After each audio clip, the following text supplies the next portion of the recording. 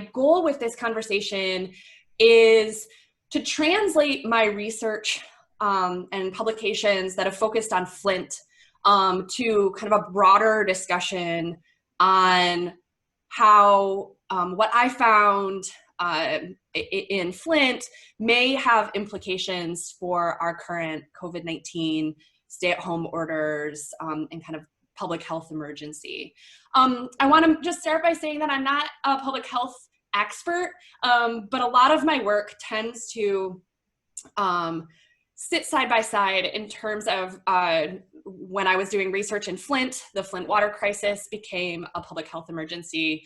And as I've been reflecting on Ohio stay-at-home orders, on everything that's taking place, have had a lot to think on in terms of what I've experienced and how that might translate. So I want to start by just kind of conceptualizing where my work fits in. So as Dr. Hatch mentioned, my book, Power, Participation, and Protest in Flint, really focuses on how a fiscally distressed city responded to that fiscal crisis and the longer term implications for local democracy.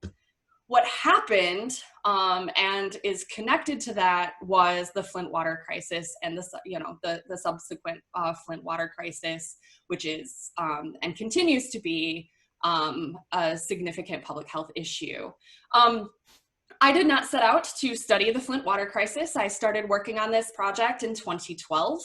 And the water actually wasn't switched until 2014. So this kind of unfolded while I was in the field. And so in many ways, it was a blessing and a curse for those of you that are doing research to see something unfold that you want to focus on, but not always have the time and space to do that.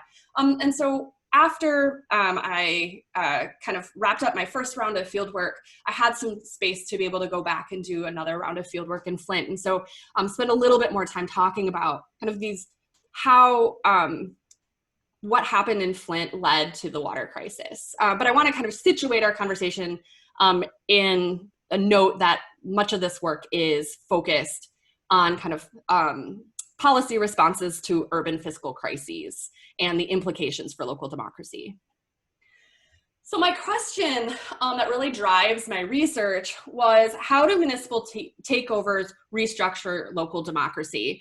And I want to pull back momentarily and just say that I'm defining a municipal takeover as a state policy of intervention in local government affairs. And so when a local government is dealing with significant fiscal challenges, the state has the capacity to intervene and put in place certain kind of tools for addressing those budgetary and fiscal problems, right? So big picture, I'm really looking at state interventions in local government affairs, specifically aimed at kind of fiscal crisis. And in the, I've done work both in New Jersey and in Michigan. Currently living in Ohio, the laws from state to state vary significantly.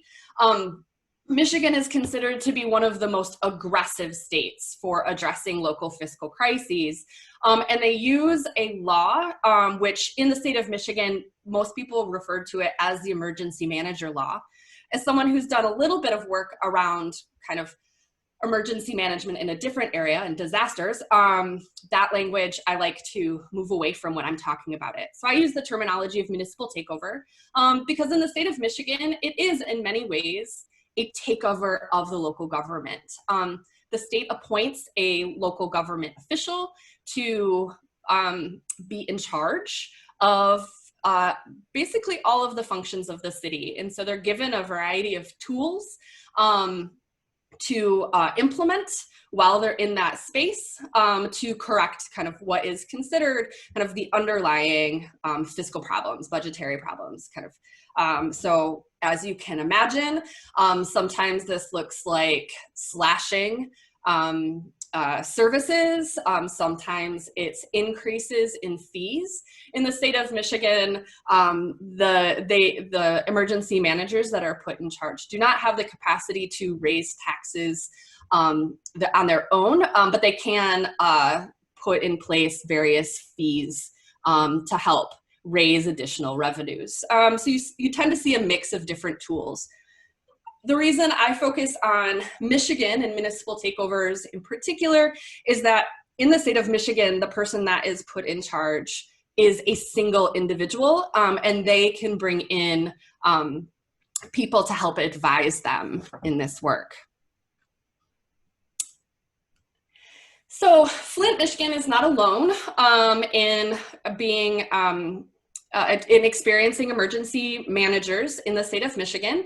There have been, in the state of Michigan alone, there's been numerous occasions. So Detroit, Benton Harbor, as well as school districts across the state. Other states, as this kind of map acknowledges, have also experienced municipal takeovers, Camden, New Jersey, Atlantic City, New Jersey, and elsewhere you can look to. I was particularly interested in Flint because it was a small city. So oftentimes smaller cities don't quite have the same capacity as larger cities, and they don't have the same focus either. A lot of academic attention is paid to much larger cities. And so I was really interested in understanding how this functioned in a smaller city. I was also interested in Flint because it in fact has been taken over twice. And so Flint experienced sorry, I'm having some problems with my, there you go. Experienced a takeover in 2002, and then again in 2011. And those two takeovers were under different laws. So Michigan has a long history of these policies of state intervention, dating back to the 80s. Interesting side note, probably irrelevant here, but part of the reason that they put this process into place is because federal courts actually put a federal receiver in place in Wayne County. The state legislature didn't particularly like that. They wanted to be the ones that were deciding whether or not their local governments were placed in receivership, and they kind of created this law. The law has been revised multiple times. As you can see, there's 3 different versions of the law that I focus on. Oftentimes, and kind of just shorthand, I refer to PA 72, PA 4, and PA 436. PA stands for Public Act, for those handful of you that are less aware of that kind of nomenclature. And so in Flint, I was able to go back and look at how this policy was implemented. And why do I even care? Well, a lot of the literature focuses on addressing budgetary problems. But I was also seeing people demonstrating. I was seeing protests in Flint. I was seeing people kind of saying that this was an affront to their affront to democracy, right? And so on the one hand, kind of policy scholars, budget and finance scholars tended to use language that this was apolitical, and even some of the, I quote some of the emergency managers in Michigan that, you know, talk about this as, and from the position that they are kind of moving elected officials out of the way. We're going to depoliticize or put in place an apolitical policy. And, you know, once we get this budgetary issues in order, we will move back to our ex-ante political status. Things will go back to normal. And I just really felt like that wasn't happening, right? And so I wanted to see, as these policies were implemented, how were things changing on the ground? How were people awarded new access, and how were people disengaged through this process of implementing these takeovers? And so I'm kind of going to jump ahead and really emphasize some of the key things that I found in my research. And just as a note to those of you, especially since many of you are my students, so I did 2 rounds of field work in Flint. So a lot of my research comes out of documentary evidence as well as interviews that looks at the implementation of this policy over time. And so just to kind of capture what I identify as instrumental effects of this policy were important changes in participatory access. So while the goal, the ostensible goal of the policy was basically to address budgetary issues, for those of us that are in public administration, we know that budgets are political. And so there were real changes that happened as they were making budget decisions. And so it changed participatory access. Some had improved access. And so one of the things that I focus on in the book is how kind of power players, what I refer to as the community development regime, these high capacity nonprofit, non-governmental organizations that were in alignment with the values of the emergency manager, were given a seat at the table. They helped to craft policy and implement policy. It also changed participatory access for general public. So there was elimination of Office of Ombudsman. There was the cancellation of numerous citizen district councils. And so on the one hand, you have people with kind of political elites gaining access to decision making, and kind of the general public having further reduced access to participation. There was also allocation of resource benefits. So some people did benefit. And one of the things that I think is really important is that on the one hand, most of the time we're talking about these policies and we're thinking about it's just about the budget and we're going to address these kind of short-term concerns so that we can kind of get the city back on its original trajectory. But in this process, as the city was selling off different assets or making really negotiating sales of properties and so on, some of their community partners benefited from this. So one of those benefits was kind of a coalition of organizations called Uptown Development. And as a result, you see the Flint Farmers Market emerge.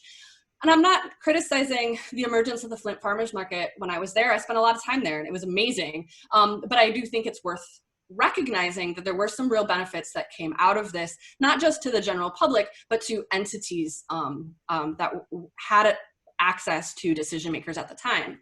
There was also allocation of resource burdens. And so you saw employees terminated, you saw collective bargaining agreements renegotiated, and you also saw increased costs. So they leveraged, they increased water rates, they increased streetlight assessments, trash collection fees, and so on. And there was also symbolic effects. And so I come from a policy feedback perspective. And so I emphasize kind of the dual purpose of these two things. And so as they're, making instrumental changes to who has access, who's benefiting from this, and who's being burdened by this, there's also kind of this symbolic nature to policy, and people are making sense of the policy as it's being implemented based on their own positionality within those locations. So I identified proponents of the policy. A lot of people in this mixed group, they were very ambivalent. This tended to be nonprofit leaders, people who served on boards that really felt conflicted around the fact that they knew that something needed to happen in the city, but they were very uncomfortable with the process that the state and the administrators undertook. And then opponents. And so the opponents is probably the people that you saw in the news, right? So these are the community organizers, social service providers, oftentimes underrepresented residents, union leaders, and so on. Of note, I want to just mention that City Council was split among these groups, as were city employees. Because I don't have a ton of time and I want to really kind of emphasize why I think this is relevant, is because during this time, some of the decisions that were being made were focused specifically on making budgetary decisions. And one of the things that I feel like I learned is that when they were focused on making budgetary decisions, they were further removed from deliberative bodies, right? They weren't talking to people. They were engaging with their constituencies as much as they could. And there created this tension between kind of this technical expert that was in charge of addressing budgetary issues and kind of this body politic where they felt like something really bad was happening. And in this process, they made the choice to switch their water source. They switched to, I'm sure at this point most of you know, but they switched their water source to the Flint River as a stopgap measure.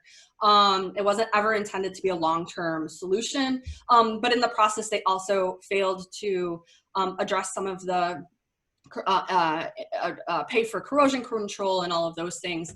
And as in that happened in 2014, and people began to talk about their concerns at as many meetings as they could. And so one of the activists, Melissa Mays, talks about her experiences as being referred to by some of these public officials as stupid or as a liar. And so those were that was some of the same language that I heard from elected and appointed officials that would refer to people that were talking about democratic rights, right? And so what she's saying also was kind of captured in my own experience. That there became this real tension between we are doing this on your behalf and we're going to implement these technical fixes and kind of this broader concern about what was happening, whether that was kind of from the democratic perspective or specifically from water. So I've emphasized that there's a real policy paradox to these takeovers, right? They say that they're apolitical, but in fact, they're redistributing and consolidating power. We're seeing that there's less access among residents to key stakeholders. It also kind of, I'm not a political psychologist, but the things that I was experiencing and witnessing was increased anger, resentment, and distrust of government. And it says local government there, but I do think it was really government across the board. It also increased racial tensions, and I can get into that in a second. And it really only led to some short-term fiscal stability. And so the literature on municipal takeovers and state interventions is mixed in terms of kind of long-term results. And so if the long-term fiscal stability doesn't come from this, what are we dealing with in terms of kind of the threats to who has access to decision-making powers? In the end, my argument really in this book is that democracy is really messy, but that deliberation and inclusion are essential to making laws that are aimed at fiscal crises more socially equitable. As I'm thinking about how this work kind of translates to our contemporary situation, I'm left really thinking about, in this context, I had a fiscal crisis that led to a public health crisis. And now we're seeing a public health crisis that has real implications for a fiscal crisis in local communities. And so how we deal with that and whose voices are being heard, I think is really important to this conversation. And a lot of the writing that I've been doing now, and some of my co-authors are on here as well, so they probably could chime in. But with that, I would really like to turn it over and kind of have more of a conversation than me talk at you. Okay, so I'm gonna bring, thank you so much, Ashley. I'm gonna bring Rosie and Megan's videos back online. And folks in the audience, if you have some additional questions you'd like Ashley to cover, please, like I said, just send those to me in the chat and we will make sure to get that covered. Let's see, I just need to get, let's get Megan back up.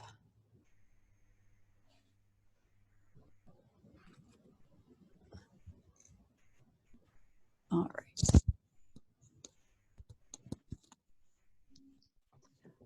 All right, I'll let the three of you take it away, and you have until about, based on how many questions we're getting so far, I'd say you have until about 1:12. Sounds good. Great, Ashley, thank you so much for that presentation. Do have a couple of questions for you.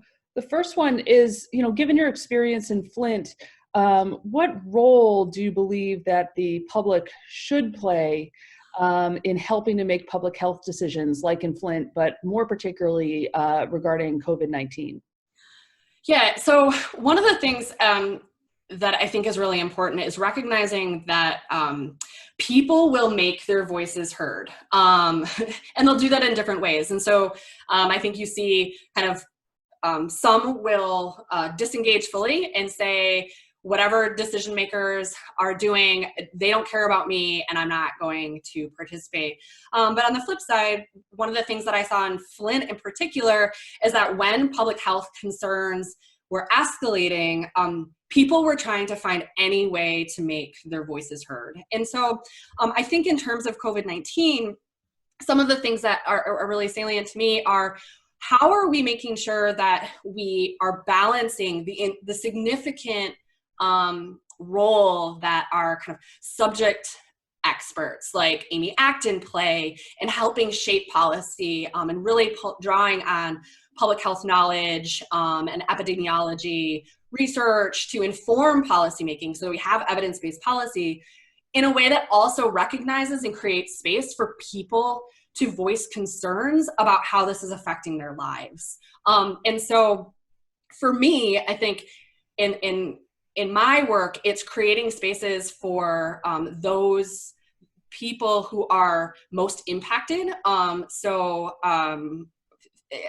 just got off of a conversation with someone who's doing organizing in Cleveland around COVID-19 and talking about, Black and brown residents being disproportionately affected for a variety of reasons, and thinking about creating spaces where their voices are heard. So not only is it about recognizing that people are helping to inform public health decisions, but also how do we amplify those individuals who are being significantly impacted because of lots of things, so that their voices come to the center in helping shape kind of immediate responses, but also long-term responses.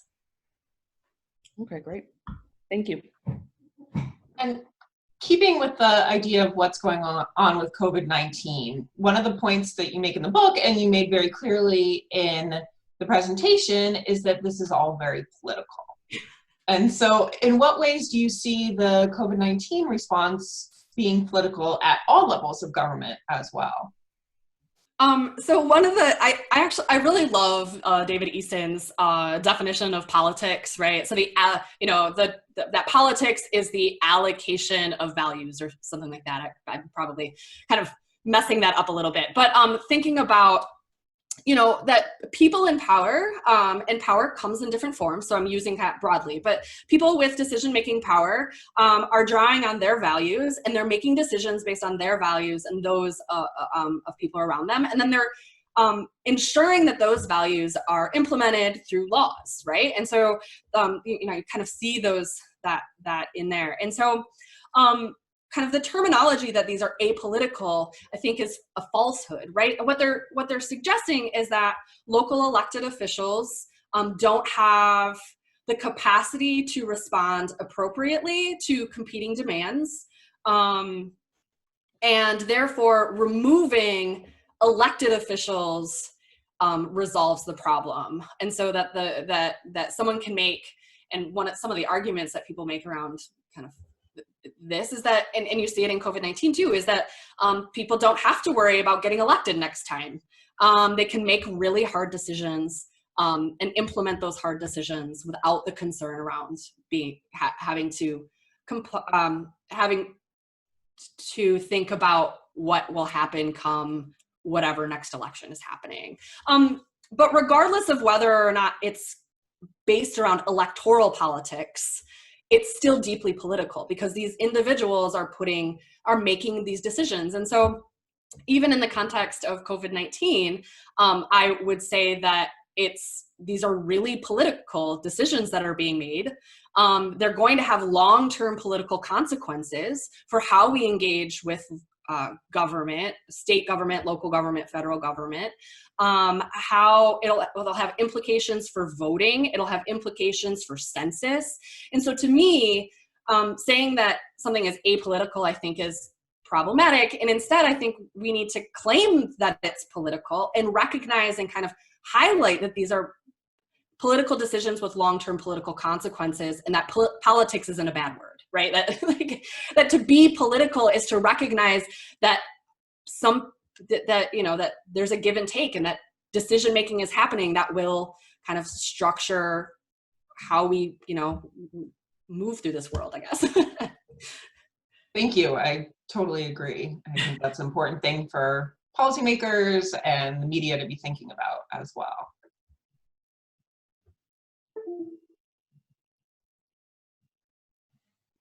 I was muted. One more question that that I have, Ashley, and you touched on this briefly, but we can't talk about health and health disparities without talking about race. Could you speak a little more to the role that you found that race played in Flint, and what role you see race playing now in the COVID-19 response? Yeah, so in Flint, Flint is a city that is majority non-white, and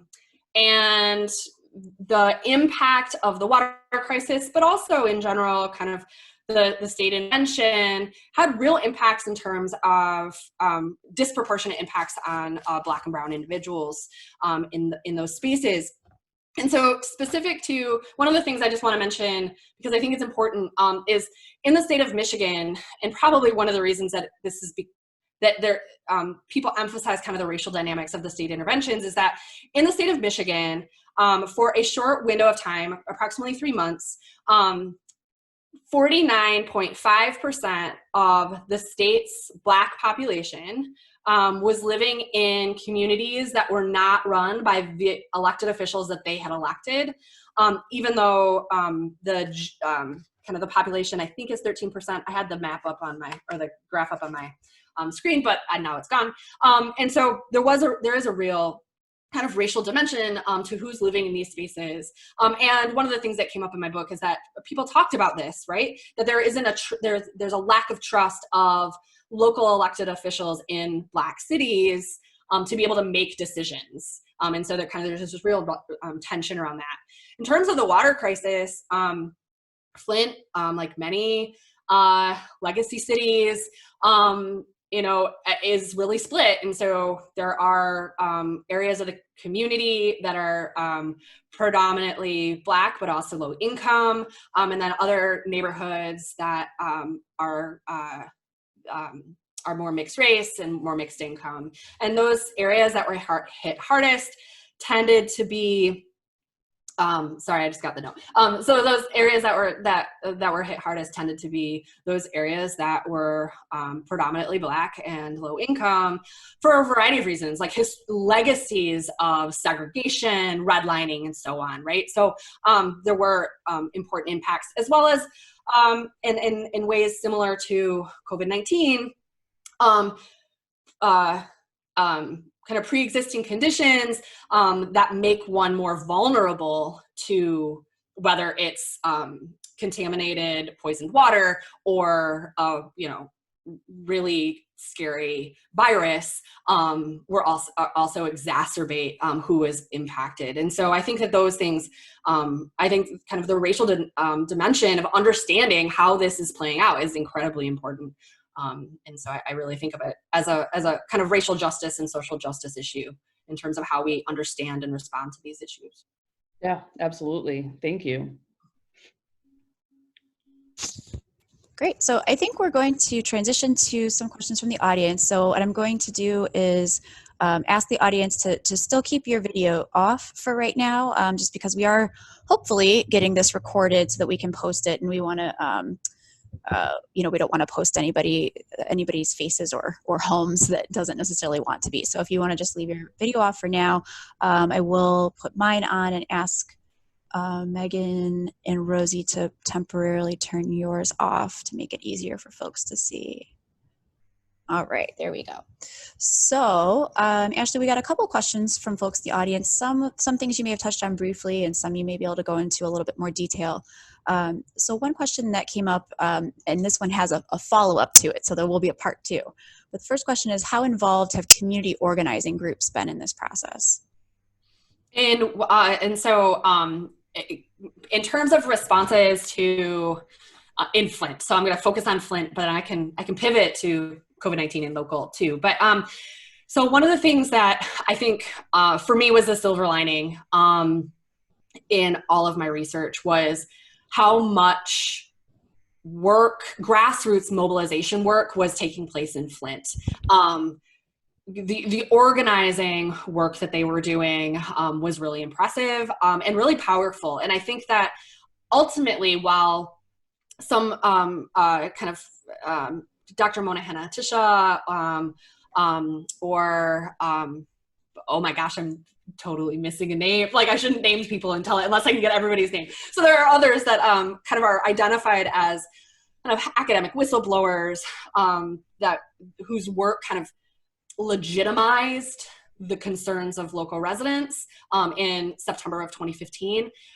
Local activists were making this known for a very long time. And one of the things that I found really interesting is that a lot of these organizations, community organizers, were doing work around pro-democracy, anti-emergency management, anti-takeover, and pivoted to addressing the water crisis because they saw them as intricately intertwined. They did not see them as different. And I think that is something that I'm seeing now with COVID-19, right? So today I just talked with Chanel Smith-Wiggum at the Trust for Public Land. And so she was talking about her organizing work around parks and pivoting to recognizing that that COVID-19 is significant and intricately related to the work that she's doing around access to public space and green space for everyone, regardless of race, income, and so on. And so recognizing that people should have a right to be able to, have a park 10 minutes from their house is made more urgent when we have stay-at-home orders and you can't be in community with people and you want to be able to get out of the house in a safe way and experience nature, right? So I think that I see that as really kind of related as well in terms of how organizers are pivoting and responding to needs in this time. There's a lot of similarities to Flint. Mm-hmm. So the follow-up question, which again you've touched on a little bit, but is regarding if you're able to comment on it further, what we'd be looking at in this region right now when it comes to municipal takeovers. So for example, this question came from Rob, who said he's lived in East Cleveland and has worked with the mayor of Warrensville Heights, two communities that have been in discussions about takeovers lately. So if you have thoughts or comments on some of our local takeover discussions. Yeah, so I mean, I think I come back to this place of local communities need help. Right. And so I don't want my work to be seen as, local control is everything. And we should be kind of this autonomous floating local governments, that the state doesn't have a right and an obligation to provide support, technical expertise, to make sure that local governments are thriving and providing the necessary resources to their constituencies, to the public that are living in those spaces. But what I would say is in the state of Ohio, the law is a little bit different in terms of how it's carried out and implemented. But the concerns would be, for me, thinking really strategically about whose voices are shaping the implementation of the policy over the long term. And are you creating opportunities for people's concerns to be heard, and not just heard and like, let me speak at you and then I'm going to pretend I didn't hear you, but heard and also inform the deliberation about how the policy will be implemented, right? And so I think that in our goal of making quick fixes, we have a tendency to shut out voices. And I think that has long-term consequences that need to be centered. And so in terms of East Cleveland, I think that in many ways the conversation would take what obligation does the state have to make sure that the city has the resources and the technical skills to make sure that it can thrive as a space, while also creating opportunities for people that have the people to participate, even if it's probably harder in those moments, right? And so in Flint, for example, people would be like, look, it's really hard for me right now. We have really high unemployment and I'm trying to figure out how to meet the needs of my family to show up at, a public meeting. But at the same time, what are other opportunities? What are ways that we can think creatively about addressing these concerns? So we have time for just a couple more questions, and these next two I think are somewhat related and build on what you were just saying. So one question came in that said, did you notice any difference between the outcomes when men or women were at the table, right, depending on who was there? And then somewhat related was a question, someone wanting to hear a little bit more about how you gathered your data and how long you spent doing the field work. Yeah, absolutely. So in terms of kind of the gender dynamics, I will say that I don't want to misrepresent. So I'm speaking off of memory, right? So my book's in front of me, but I don't have time to look through it. But so there were some important gender dynamics in terms of. Is this a plug to just read your book? Is that what? Yeah. Plug, just read. No. So there were some gender dynamics in terms of how activists were perceived. And so what I'll say is that community activists in Flint who were at the core, that I think were at the core of amplifying the water crisis, connecting it explicitly to municipal takeover and seeing kind of this arc of how this happened, were almost all Black women.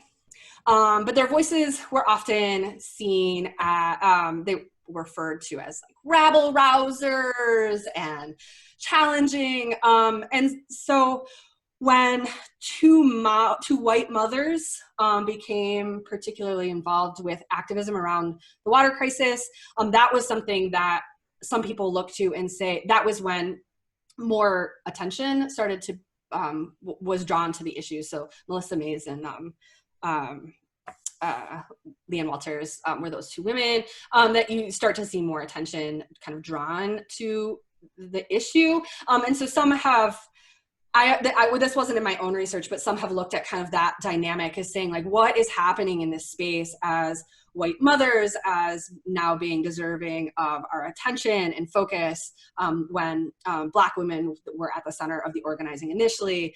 I do think that there's been a little bit of movement in that way and it's changed and evolved, but so those elements were there.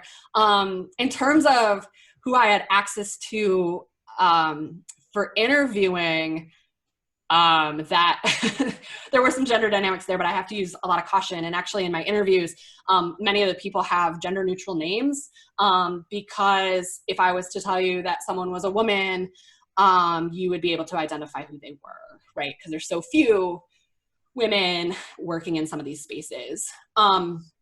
So that's, I think, another interesting thing. And to your point about how I collected data, I did 2 rounds of fieldwork. So in total, I did 48 interviews. My first round of fieldwork, I did 30 interviews, split among kind of that group, those 3 kind of groups of community activists, local officials, and by local officials, I referred to as appointed, elected, formerly elected for people, and a kind of community leaders were that nonprofit civil society organizations that had influence and kind of political clout in some ways within the space. So I tried to make sure that I was paying attention to multiple stakeholders.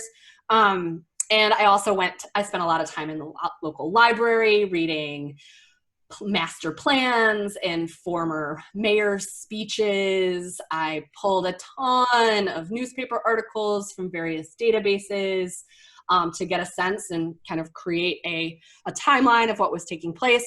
And then the one perk of Michigan's law is that all of the decisions, not all the behind the doors decisions, but everything that was formal, any executive order that was put in place, I had language on. So I could also map those with the newspaper articles and the interviews to create, so I could identify pathways over time and how things changed over time. Great. And read the book. Yeah, and read the book. So the last question, and I'm sorry to anybody, we had 1 or 2 that we're just not going to have time to get to, but let's see, I think if I can combine these 2 questions to some extent. Okay, so do you know of examples of cities that experienced state intervention, perhaps in Michigan or in Ohio, that then experienced improvement in their city services or their funding stability as a result of that intervention? And I don't know if you can combine this. If you can't, don't worry about it. We'll just finish what we can finish. The other question was, how does the early success and failure of public participation affect the outcomes or change the degree of engagement over time? So I don't know if you can smush that all into one quick answer since we just have a couple minutes. Yeah. So quick point too, I'm happy to take and engage with people individually too. So if you send me an email, happy to do that. So in terms of, are there some examples of interventions that have helped? Yeah, and so in the state of Michigan, again, in the state of Michigan, it's mixed. Across the country, it's mixed. So some interventions have worked in some places. Again, Flint, I did not, Michigan was an extreme version of the policy, right? So I could look at a very aggressive policy and how it was implemented, and I was really interested in that, so that I kind of identify these participatory issues and around participation in the process and local governance. But I didn't expect Flint, when I selected the case, to also be an extreme case of harm. So it you know, in that way, when you're doing field work, you know, sometimes things just happen. And certain people doing field work right now are also feeling the same thing. Like, so pandemic happened, and like, how do I make sense of the research that I'm doing in this moment? And so yes, there are a handful. I don't want to, because I know this is being recorded, I don't want to give you false information. So I can make sure that it's shared with SSN in terms of some of those organizations, some of those cities that have seen at least some benefits come with more fiscal stability. And I have them, I just don't have them off the top of my head. In terms of participation, really quickly, I would say that, you know, Flint prided itself on its kind of participatory deliberative structures that were built into its charter. And so when the emergency manager tried to slash some of those mechanisms for engagement and for accountability, those are probably maybe slightly idiosyncratic to Flint, but people responded. They were very upset. They voted it down. And when then they went back to do their charter revision, put those same mechanisms and more back in their charter revision to say, this is something that we pride ourselves on in our local government, is access points for participation. And so to some extent, there might be some elements to that mobilized people so much in Flint that maybe you wouldn't see it elsewhere. But other people that have lived in local spaces that have been taken over have, you know, expressed to me similar sentiments around feeling like their voices canceled. Even if there were still mechanisms to participate, you know, the symbolism of it is really powerful. And so I think that's an important takeaway as well.